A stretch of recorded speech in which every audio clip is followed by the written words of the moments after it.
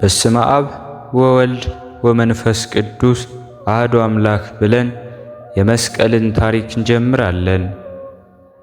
በ10 ቀን ጌታችን ኢየሱስ ክርስቶስ የሰውን ልጅ ለማዳን በቀራንዮ የተሰቀለበት መስቀል የተገኘበት ቀን ነው። የዚህ የከበረው ዕፀ መስቀል መገኘት 2 ጊዜ ሆኗል።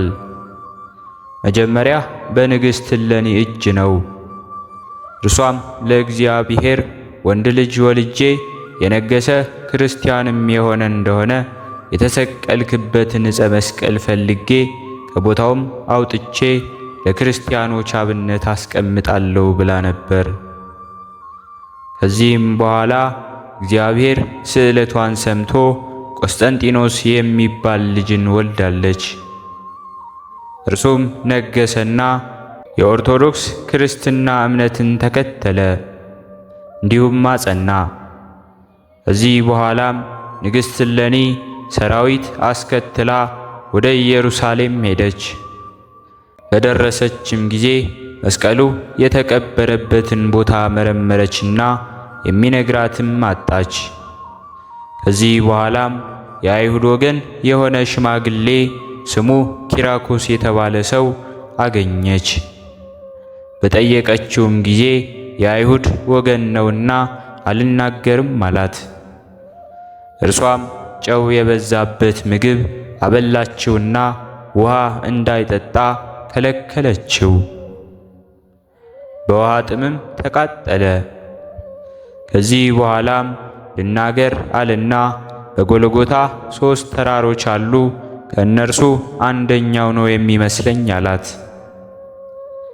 ምክንያቱም አይሁድ ጌታችንን ሰቅለውበት ዮሴፍና ኒቆዲሞስ በክብር አውርደው ወደ መቃብር ካወረዱት በኋላ አይሁድ መስቀሉን ከመሬት ቀበሩት። ለምን ቢሉም የኢየሱስ የክርስቶስ ናዝራዊ ተማሪዎች መስቀሉን አብነት አድርገው ሕዝባችንን ያውካሉ በማለት ነበር። መስቀሉን ከቀበሩ በኋላም ሕዝቡን ጥራጊውን የቤቱን ጉድፍ ቆሻሻ ጠርጎ ከመስቀሉ ላይ ያላደረገ ሁሉ ቤቱ ይፍረስ ንብረቱም ይወረስ ብለው አውጀው ነበርና፣ ሕዝቡም እንደታዘዘ አደረገ።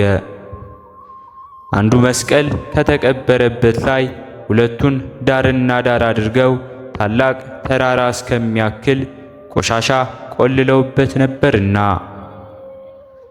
ከየት ላይ እንዳለ አላወቀም ነበር። ስለዚህ ካህናቱን ዲያቆናቱን ሰብስባ የምህላ ጸሎት ያዙና ሰንድሮስ የሚባል ነጭ ዕጣን አስመጥታ አስጤሰችው። ጢሱም ወደ ሰማይ ወጣና ተመልሶ መስቀሉ ወዳለበት ተራራ ላይ አረፈ። እንዲሁም ሰገደ። ያን ጊዜም ጢሱ ያረፈበትን ተራራ ማስቆፈር ጀመረች። ሕዝቡም ደመራ እንዲሰሩ አዘዘች። እሌኒም መስቀሉ በተገኘ ጊዜ መላው ዓለም ብርሃን ይታያል፣ ያን ጊዜም መስቀሉ እንዳገኘሁት ይታወቅ ዘንድ ደመራችሁን አቃጥላችሁ ደስታችሁን ግለጹ ብላ ሕዝቡን ነገረቻቸው። መጋቢት 10 ቀንም ከመስቀሉ ደረሱ። መጀመሪያም ዳክርስ የተባለው ሽፍታ የተሰቀለበት መስቀል ተገኘ። ነገር ግን ምንም ምልክት አላሳየም። ቀጥሎም ጥጦስ የተባለው ሽፍታ የተሰቀለበት መስቀል ተገኘ። አካባቢውም በትንሽ ብርሃን ሆነ። ቀጥሎም ጌታችን መድኃኒታችን ኢየሱስ ክርስቶስ የዓለም መድኃኒት መድኃኔ ዓለም የተሰቀለበት መስቀል ብርሃን ለብሶ ብርሃንን ተጎናጽፎ መጋቢት 10 ቀን ተገኘ። መስቀሉንም ባወጡት ጊዜ ዓለም በሙሉ ብርሃን ሆነ። ያን ጊዜም ሕዝበ ክርስቲያን በሙሉ ደመራቸውን በችቦ እያለኮሱ ይሄው መስቀሉ፣ ይሄው ንግሥት እሌኒ ያገኘችው እያሉ ደመራቸውን አቃጥለዋል። ድውያንም ተፈውሰዋል፣ ሙታንም ተነስተዋል። መስቀል መልዕልተ ኩሉ ነገር መስቀል ከሁሉ በላይ ነው እንዳለ ቅዱስ ጳውሎስ ይህንም አብነት ሆኖ ዛሬ በሕዝበ ክርስቲያኑ በሙሉ መስከረም 17 ቀን ደመራ መስቀል ኢዮሃ በመባል ይታወቃል። በታላቅ ሁኔታም ይከበራል። ከዚህ በኋላ ንግሥት ኢሌኒ መስቀሉ ከተገኘበት ላይ ቤተ ክርስቲያን አሰርታ በኋላም ንግሥት ኢሌኒ መስከረም 17 ቀን መስቀሉን አስገብታ አስቀመጠች። ከዚያም በኋላ ወደ ሀገሯ ወደ ሮም በደስታ ተመለሰች። ሁለተኛም ንጉሥ ሕርቃል በሮም በነገሰ ዘመን ከፋርስ መሳፍንት አንዱ ወደ ኢየሩሳሌም ወረደና መስቀሉ ካለበት ቤተ ክርስቲያን ደርሶ ሲበራ ተመለከተው። ለማንሳትም እጁን ዘረጋ። ከመስቀሉም እሳት ወጥቶ እጁን አቃጠለው። ከክርስቲያን በቀር ምንም ማን ቢሆን እንደማይነካው ሰዎች ነገሩት። ሁለት ዲያቆናትም ይዞ የከበረ መስቀሉን እንዲሸከሙ አደረገ። ከኢየሩሳሌምም ብዙ ሰዎችን ማርኮ ወደ አገሩ ተመለሰ። ከዚህ በኋላም የፋርስ ሰዎች የኢየሩሳሌምን ሰዎች የከበረ መስቀሉን እንደማረኩ ንጉሥ ሕርቃል ሰማ፣ እጅግም አዘነ። ምዕመናንን እንዲጾሙና እንዲጸልዩ አዘዘና ወደ ፋርስ ዘመነ መሳፍንቱንም ተዋጋቸውና ገደላቸው። ከዚህም በኋላ የከበሩ ዲያቆናትንና ዕፀ መስቀሉን ፈልገው አላገኟቸውም። መስቀሉንና ሕዝቡን ማርኮ የወሰደው መስፍን ከማረካቸው ሰዎች የካህናት ወገን በቤቱ ነበረች። እርሷም የከበረ መስቀልና ሁለቱ ዲያቆናትን ገሎ ሲያስቀብራቸው በቤቱ መስኮት ሆና ትመለከት ነበርና። ወደ ንጉሥ ሕርቃልም ቀረበችና ነገሩን ነገረችው። ይህንንም በሰማ ጊዜ ደስ አለው። ከዚህ በኋላም ካህናትና ዲያቆናትን ሰብስቦ ከብዙ ሰራዊት ጋር ያች ብላቴና እየመራቻቸው ወደ ቦታው ደረሱ። የከበረ መስቀልንም አገኙት። ንጉሡም በልብሰ መንግሥቱ ጠቅልሎ አጎናጽፎ በታላቅ ክብር ወደ ቁስጥንጥንያ ከተማ ወደዚያ ወሰደው። በቤተ ክርስቲያን ውስጥም አስቀመጠው። ንግሥት ኢሌኒ መስከረም 17 ቀን ቤተ ክርስቲያኑን አንግሳ አክብረዋለች። ስለዚህ የመስቀል መታሰቢያ በዓል ከዓመት 2 ጊዜ ሆነ። ለእግዚአብሔር ምስጋና ይሁን ለዘላለሙ አሜን። በሁለተኛነት የምናከብረው በዓላችንም ጼዴንያ ማርያምን ነው። ታሪኳም እንዲህ ነው። የእመቤታችን የቅድስት ድንግል ማርያም ስዕል አድኖ ታላቅ ተአምር ያደረገችበት ቀን ነው። ጼዴንያ በምትባል አገር አንዲት ስሟ ማርታ የምትባል ደግ ሴት ነበረች። እርሷም እንደ ደጉ አባት እንደ አብርሃም እንግዳ መቀበልን ትወድ ነበር። አምላክን የወለደች እመቤታችን ቅድስት ድንግል ማርያምን ትወዳት ነበር። አንድ ቀንም ስሙ ቴዎድሮስ የተባለ አንድ መነኩሴ ከቤቷ በእንግድነት አደረ። በማግስቱም ስትሸኘው አባቴ ሆይ የምትሄደው ወዴት ነው በማለት ጠየቀችው።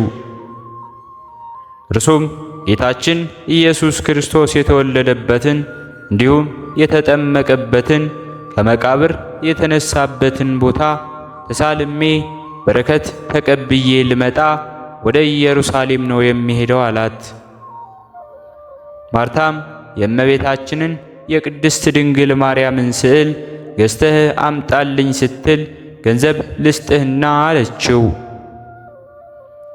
እርሱም በራሴ ገንዘብ አመጣልሻለሁ አላት። ከዚህ በኋላም ተሰነባብተው ወደ ኢየሩሳሌም ሄዶ ከደረሰ በኋላ ከተቀደሱ ቦታዎችም ተባርኮና በረከት ተቀብሎ ስዕሏን ሳይገዛ ረስቶት ተመለሰ። ከዚያም መጓዝ ከጀመረ በኋላ ስዕል መግዛትን ለምን ረሳህ የሚል ቃል ድንገት ከሰማይ በሚያስደነግጥ ድምፅ ተሰማ። ወደ ገበያም ተመልሶ እጅግ ደስ የምትል የእመቤታችን የቅድስት ድንግል ማርያም ስዕል ገዛና በንጹሕ ልብስ ጠቀለላት። በጎዳናውም እየተጓዘ ሳለ ከሚያስፈራ ዱር ውስጥ ወንበዴዎች ተነሱበትና ሊሸሽም ወደደ። ከስዕሊቱም ዝም ብለህ መንገድህን ሂድ የሚል ድምፅ ሰማ። ወንበዴዎቹንም በሚያስፈራ ድምፅ ገሰጸቻቸው። መንገዱንም በሰላም ተጓዘ። ሁለተኛም አንበሳ ነጥቆ ሊበላው ተነሳበት። ያን ጊዜም ከስዕሊቱ የሚያስፈራ ድምፅ ወጥቶ አንበሳውን አባረረው። አባ ቴዎድሮስም ይህን ሁሉ ድንቅ ታምር ባየ ጊዜ ይህችን ስዕል ወደ አገሩ ሊወስዳት ወደደ። ግዛልኝ ላለችው መበለትም ይሰጣት ዘንድ አልወደደም ነበር። ከዚህ በኋላም በመርከብ ተሳፍሮ በሌላ አቅጣጫ ሲጓዝ ታላቅ ንፋስ ተነሳበት፣ ልክ እንደ ነቢዩ ዮናስ። ወደ ማርታ አገር ወደ ጼዴንያም ወሰደው። ከመርከብ ወርዶ ከብዙ እንግዶች ጋር ወደዚያች መበለት ቤት ገባ። ማንነቱን አልገለጸም፣ ማርታም አላወቀችውም። በማግስቱም ተሰውሮ ወጥቶ ወደ ሀገሩ ሊሄድ በፈለገ ጊዜ የቤቱ በር ጠፍቶት ተሰውሮበት እንደ ዓይነ ስውር ሆኖ ተቅበዘበዘ። ተመልሶም ተቀመጠ። በመሸም ጊዜ ደጃፉ ታየው። በማግስቱም ይሰወርበታል። እንዲህ እየሆነም እስከ 3 ቀን ተቀመጠ። ማርታ ሲቆም ሲቅበዘበዝ ታያለች፣ ሲቀመጥም ደህና ሆኖ ታየዋለች። በሦስተኛውም ቀን አባቴ ምን ሆነህ ነው? ስትቆም ትቅበዘበዛለህ፣ ስትቀመጥ ጤነኛ ትመስላለህ፣ ምንድነው ነገሩ? አለችው። ከዚህ በኋላም እንደታወቀበት አወቀና የሆነውን ሁሉ ነገራት። ራሱንም ገለጠላት፣ ስዕሊቱንም ሰጣት። ተቀብላም ገልጣ ባየቻት ጊዜ ከስዕሊቱ ወዝ ሲንጠፈጠፍ አየች። በጣም ተደሰተችና መነኩሴውን ሳመችው። ከዚህም በኋላ ወደ ጸሎት ቤት አስገብታ በንጹሕ ቦታ አኖረቻት። ከስዕሊቱም ወዝ ይንጠፈጠፍ ነበር። ከስዕሊቱ የሚወርደውንም ቅባት በንጹሕ ዕቃ ታከማቸው ነበር። ያ መነኩሴም እስከሚሞትባት ቀን ድረስ የማርያምን ስዕለ አድኅኖ ሲያገለግል ኖረ። የሀገሩ ጳጳስና ካህናቱም ዝናውን በሰሙ ጊዜ በአንድነት ወደ ስዕሊቱ ገቡ። ባዩአትም ጊዜ ሥጋ የለበሰች ሆና አገኟት። ከዚህ ከአምላካዊ ግብር የተነሳ አደነቁ። ከዚያም ቅባት ለበረከት በተካፈሉ ጊዜ ወዲያውኑ በማጠራቀሚያው ይሞላል። ወደ ሌላ አገርም ሊወስዷት በፈለጉ ጊዜ ንጹሕ ውስታ ሆነ። ብዙዎችም ደንግጠው ወደቁ። ስዕሊቱም እስከ ዛሬ ድረስ በዚያ ትኖራለች። ለእግዚአብሔር ምስጋና ይሁን ለዘላለሙ አሜን። ሕሊናችን በማሰባሰብ አባታችን ሆይ እንበል። አባታችን ሆይ በሰማያት የምትኖር፣ ስምህ ይቀደስ፣ መንግሥትህ ትምጣ፣ ፈቃድህ በሰማይ እንደሆነች እንዲሁም በምድር ላይ ትሁን። የዕለት እንጀራችንን ስጠን ዛሬ፣ በደላችንንም ይቅር በለን እኛም የበደልነውን ይቅር እንደምንል፣ አቤቱ ወደ ፈተናም አታግባን ከክፉ ሁሉ አድነን እንጂ መንግሥት ያንተ ናትና ኃይል፣ ክብር፣ ምስጋና ለዘላለሙ አሜን። እመቤታችን ቅድስት ድንግል ማርያም ሆይ በመልአኩ በቅዱስ ገብርኤል ሰላምታ ሰላም እንልሻለን። በሐሳብሽ ድንግል ነሽ፣ በሥጋሽም ድንግል ነሽ። አሸናፊ እግዚአብሔር እናት ሆይ ሰላምታ ላንቺ ይገባሻል። ከሴቶች ሁሉ ተለይተሽ አንቺ የተባረክሽ ነሽ፣ የማኅፀንሽን ፍሬ የተባረከ ነው። ጸጋን የተመላሽ ቅድስት ሆይ ደስ ይበልሽ፣ ልዑል እግዚአብሔር ካንቺ ጋር ነውና ከተወደደው ልጅሽ ከጌታችን ከመድኃኒታችን ከኢየሱስ ክርስቶስ ዘንድ ይቅርታውንና ምሕረቱን ለምኝልን ኃጢአታችንንም ያሰርይልን ዘንድ ለዘላለሙ አሜን። ስለነበረን ጊዜ ሁሉ የአምላካችን የልዑል እግዚአብሔር ስሙ ዛሬም ዘወትርም የተመሰገነ ይሁን። አነሳስቶ ላስጀመረን አስጀምሮ ላስፈጸመን ለልዑል እግዚአብሔር ምስጋና ይሁን። ውድ የሃይማኖት ሚዲያ ተከታታዮች ከዚህ በላይ እንድንሰራ አገልግሎቱ በሰፊው ይሰጥ ዘንድ በሀገር ውስጥም በሀገር ውጭም ያላችሁ ይህንን መንፈሳዊ ቻናል ላይክ፣ ሰብስክራይብ፣ ሼር በማድረግ ድጋፋችሁን ታሳዩን ዘንድ በትህትና እንጠይቃለን። ያላችሁን ሐሳብ አስተያየት በኮሜንታችን ስር ላይ አስቀምጡልን። ወስብሐት ለእግዚአብሔር ወለወላዲቱ ድንግል ወለመስቀሉ ክቡር። ይቆየን።